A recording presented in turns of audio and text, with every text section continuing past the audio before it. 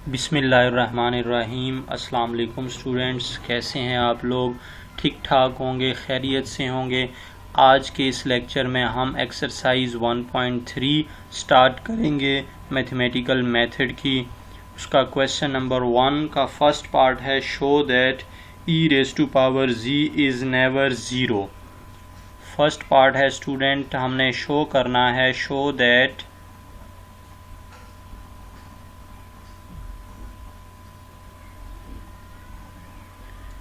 e⁻g is never zero.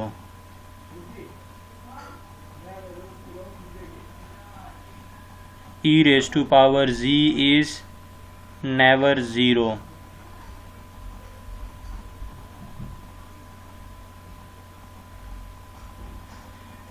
अब student e⁻g को हमने शो करना है, ये कभी भी ज़ीरो की इक्वल नहीं होता, यानी कि ये हमेशा ही नॉन ज़ीरो होता है। e⁻0 के बारे में हम ऑलरेडी बात कर चुके हैं कि this is a complex exponential number. ये कॉम्प्लेक्स एक्सपोनेंशियल नंबर है e⁻g।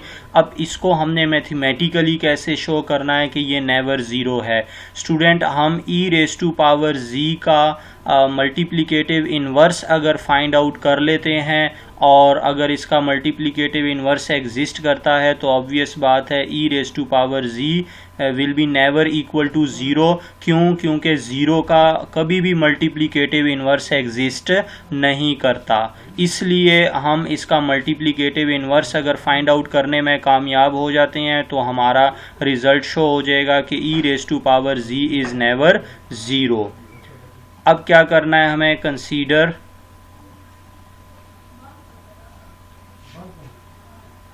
Multiplicative inverse. स्टूडेंट, हमें कैलकुलेट करना है। e⁻g को मल्टीप्लाई कर देते हैं e⁻g के साथ और ये हो जाएगा e⁻g is equal to e⁻0 is equal to 1। तो स्टूडेंट, आपने देखा कि e⁻g को e⁻g के साथ मल्टीप्लाई करने से हमारे पास आंसर मल्टीप्लिकेटिव आइडेंटिटी 1 आया है। तो इससे क्या मुराद हुआ? This shows that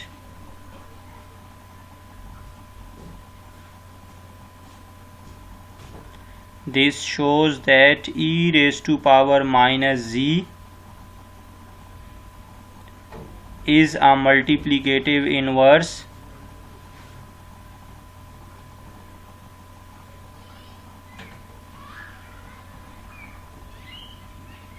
is a multiplicative inverse of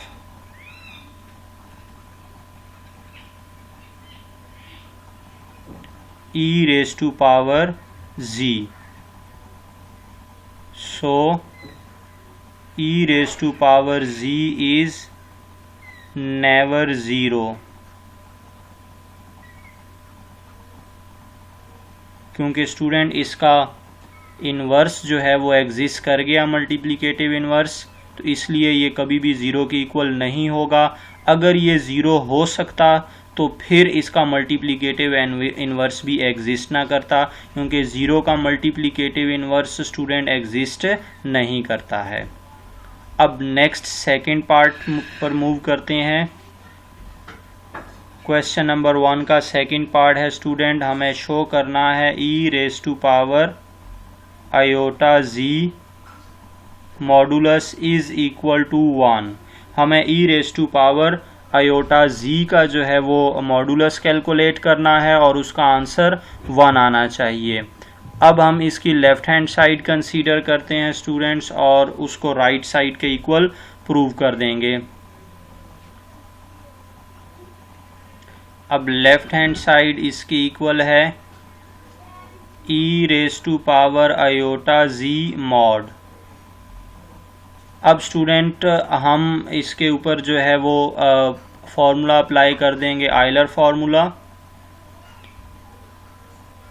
क्योंकि हमने पढ़ा हुआ है आयलर्स फार्मूला कि अगर आपके पास e की पावर में आयोटा के साथ कोई टर्म आ जाए तो हम उसको एक्सपेंड करेंगे, वो आयलर फार्मूला बनेगा और उसको with the help of Euler formula expand किया जाएगा। तो अब इसको एक्सपेंड कर देते हैं, आयोटा के साथ z है तो ये cos z और plus iota sign z mod बन जाएगा। अब इसका मॉड कैलकुलेट कर लें। मॉड कैसे कैलकुलेट करते होते हैं स्टूडेंट? रियल पार्ट का स्क्वायर प्लस रियल पार्ट का स्क्वायर और प्लस इमेजिनरी पार्ट का स्क्वायर, तो cos z whole square sine z whole square, और this is equal to cos square z plus sine square z। और हम जानते हैं कि ये एक ट्रिग्नोमेट्रिक आइडेंटिटी है जो कि 1 के इक्वल होती है, तो इसकी जगह पर हम 1 लगा देंगे और 1 का अंडर रूट स्टूडेंट 1 आ जाएगा, और इस तरह ये राइट हैंड साइड के इक्वल आ गया।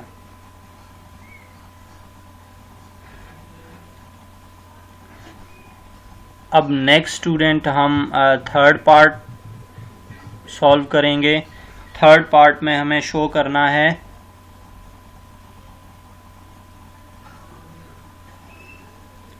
Show that e raise to power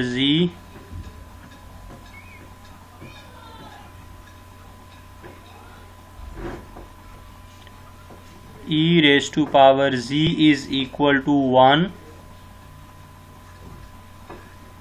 if and only if z is an integer multiple of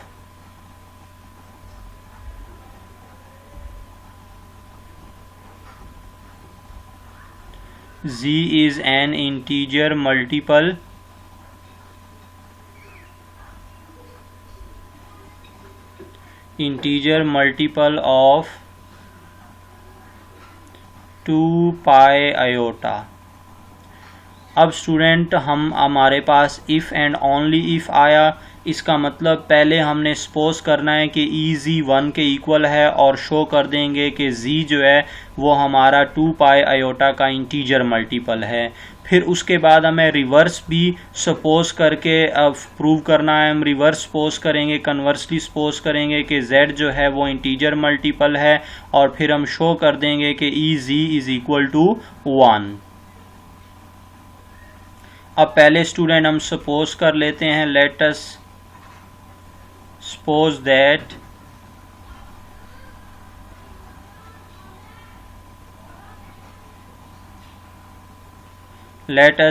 that e g is equal to 1। E g हमारा 1 के इक्वल आया है, और इफ z चूंकि एक कॉम्प्लेक्स नंबर है that must be equal to x plus iota y। अगर z x plus iota y है तो देन फिर हमारा ई जी क्या बन जाएगा? ई जी स्टूडेंट z की जगह पर वैल्यू लगाएं, x plus iota y is equal to 1, और इसको एक्सपेंड कर देंगे हम इस तरह e x into e raise to power iota y, और e raise to power iota y की जगह पर हमने आयलर फार्मूला एक्सपेंड कर देना है, तो e x into cos y plus iota sine y is equal to 1। ये सिचुएशन बन जाएगी, और 1 प्लस इसको लिख लेते हैं स्टूडेंट 0 आयोटा। अब हम ई एक्स को मल्टीप्लाई कर देते हैं अंदर, और फिर हम रियल और इमेजिनरी पार्ट को कंपेयर कर लेंगे।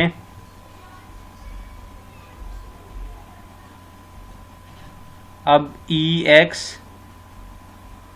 Cause y plus iota e x sine y is equal to 1 plus 0 iota. अब कंपेयर कर लें, comparing real and imaginary parts, comparing real and imaginary parts.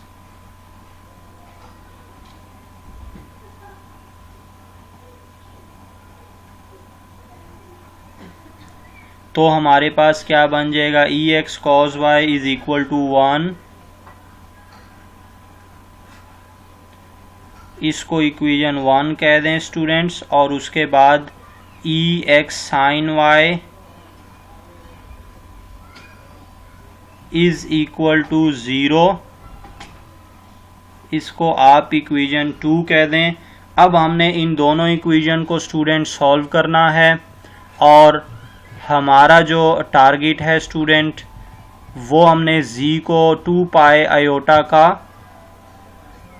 Integer multiple show करना है, यानी कि z को हमने शो करना है z इज इक्वल टू, चूँकि वो x प्लस आयोटा y हमने सपोज किया हुआ है, तो z को हमने सपोज करना है 2k पाई आयोटा।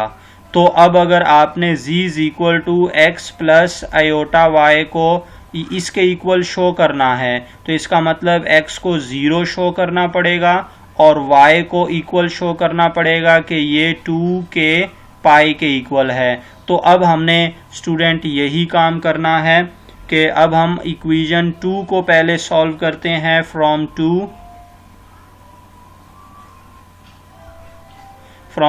2 से हम जो है वो बताएंगे कि क्योंकि दो नंबर्स की प्रोडक्ट 0 की इक्वल है, तो either e x is equal to 0 और sine y is equal to 0।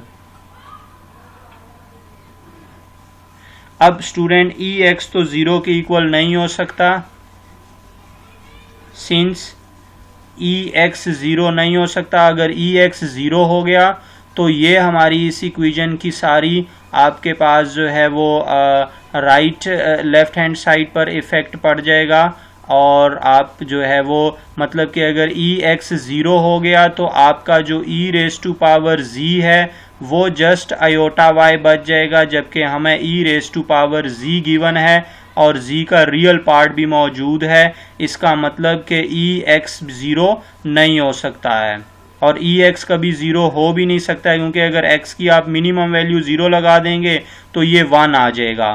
तो इस तरह ई एक्स कभी भी 0 नहीं हो सकता, सिंस क्योंकि एक्सपोनेंशियल नंबर कभी 0 की इक्वल नहीं होता है। अगर आप x की 0 वैल्यू लगाएंगे ये 1 बन जाएगा, अगर x की नेगेटिव वैल्यू लगाएंगे तो ये फ्रैक्शन में चला जाएगा, लेकिन आंसर फिर भी इसका 0 नहीं आएगा। तो ई एक्स कभी भी 0 के इक्वल नहीं होता है। फिर यहाँ से क्या मालूम हुआ कि साइन y जो है वो 0 के इक्वल होना चाहिए। अब साइन y अगर 0 हो स्टूडेंट, तो साइन y किन एंगल्स पर 0 होता है, यानी कि y की क्या वैल्यूज आ जाएंगी आपके पास, यहाँ से y आ जाएगा स्टूडेंट n पाई,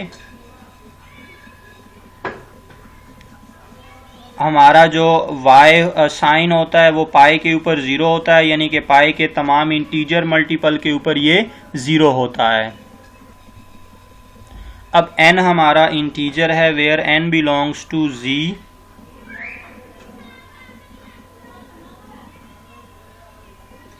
n जो है वो सेट z से इंटीजर से बिलोंग करता है स्टूडेंट्स।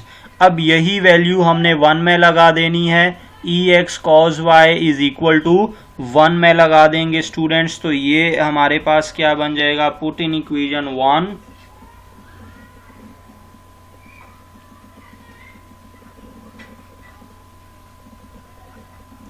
पुट इन इक्वेशन 1 में लगा देंगे, तो e x cos n pi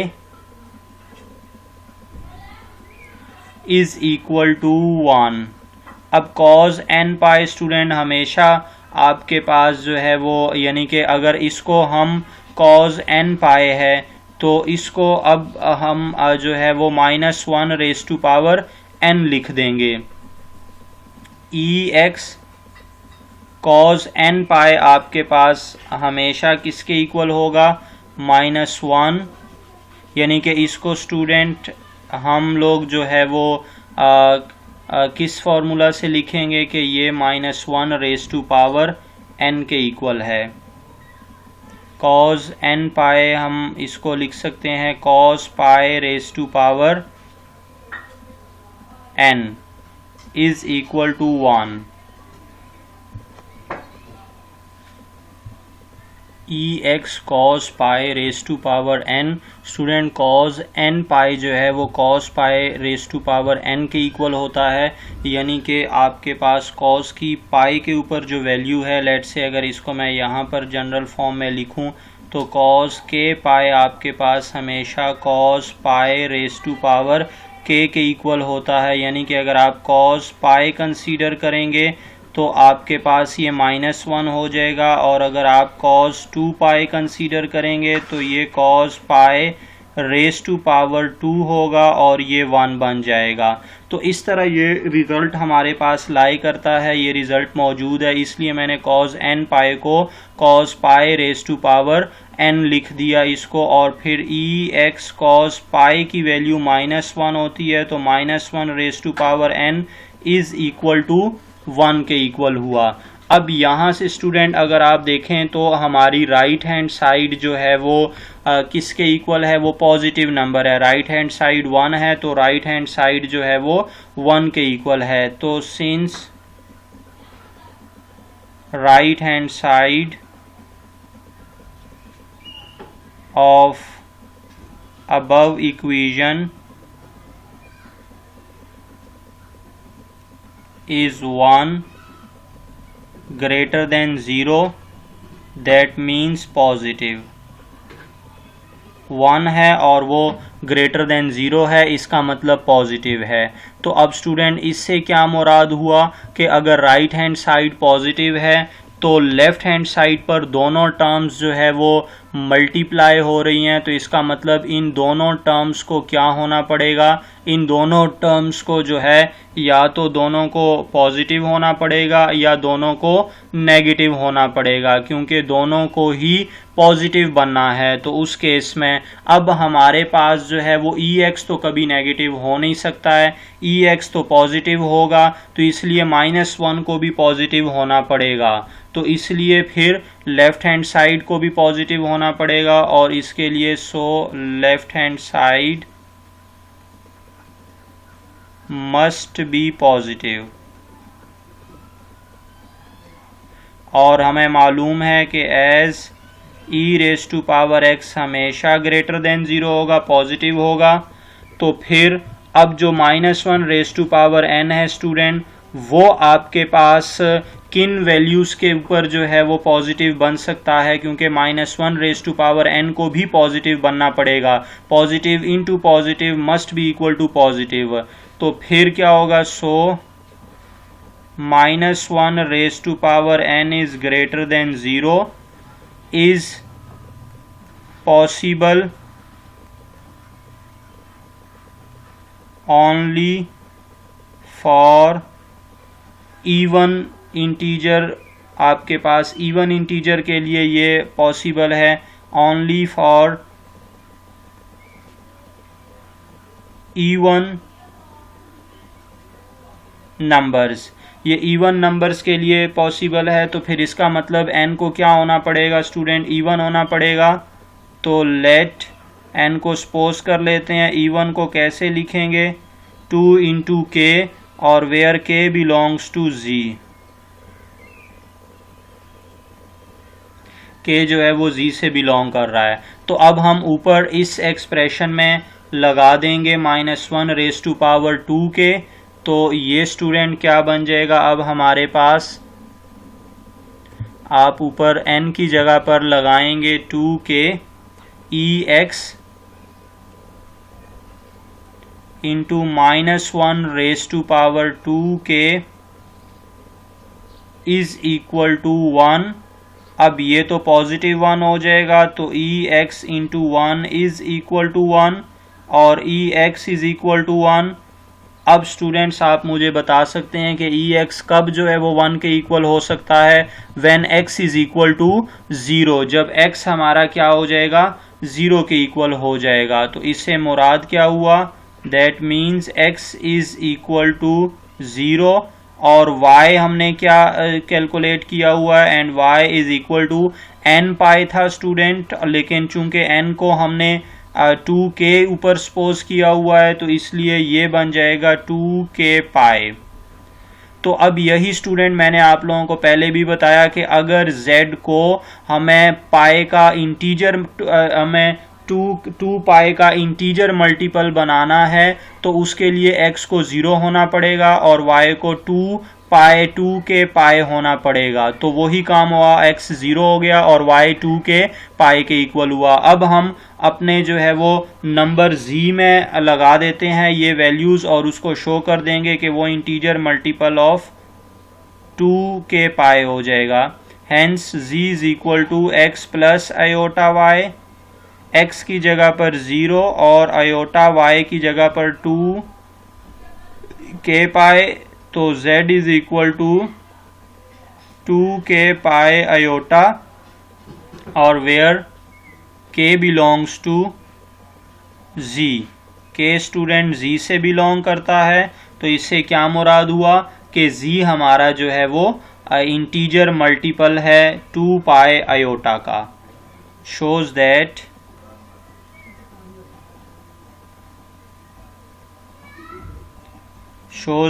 z is integer multiple